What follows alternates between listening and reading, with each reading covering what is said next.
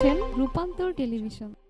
শ্যামপুর থানাধীন জুরাইন বিক্রম প্লাজার সামনে গণ অধিকার পরিষদের শ্যামপুর থানার সভাপতি মোহাম্মদ খলিলুর রহমানের নেতৃত্বে এক আলোচনা সভা অনুষ্ঠিত হয়। উক্ত আলোচনা অনুষ্ঠানে গণপরিষদের কেন্দ্রীয় নেতারা 2024 জুলাই আগস্টের গণহত্যার বিচারের দাবি এবং ছাত্রদের নতুন রাজনৈতিক দল গঠনের বিষয় এবং দেশের বর্তমান রাজনৈতিক বিষয় নিয়ে আলোচনা করেন। কাজে এইবার আমরা সেটা হতে দিতে চাই না।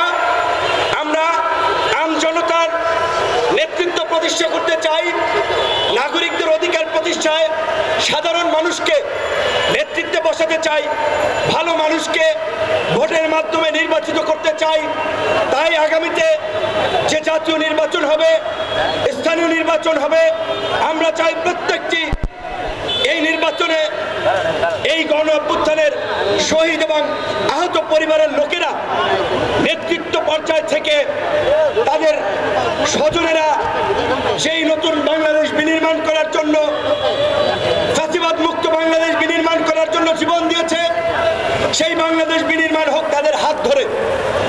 কিন্তু আমরা দেখতে পাচ্ছি মুক্তিযুদ্ধের চেতনা বিক্রি করে আওয়ামী লীগ যেমন জাতিকে বিভক্ত করেছে, মুক্তিযুদ্ধের চেতনার নামে আওয়ামী লীগ যেমন এদেশে গত 16 বছর ধরে একদলীয় শাসন বাকশাল কায়েম করেছে।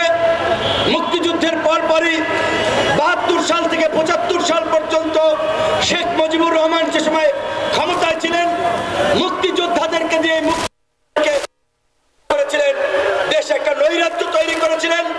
যারাই শেখ মুজিব এবং আওয়ামী লীগের বিরুদ্ধে কথা বলেছে, প্রতিবাদ করেছে, তাদেরকে গুম করেছেন, খুন করেছেন। আওয়ামী ফ্যাসিবাদের পতন হয়েছে।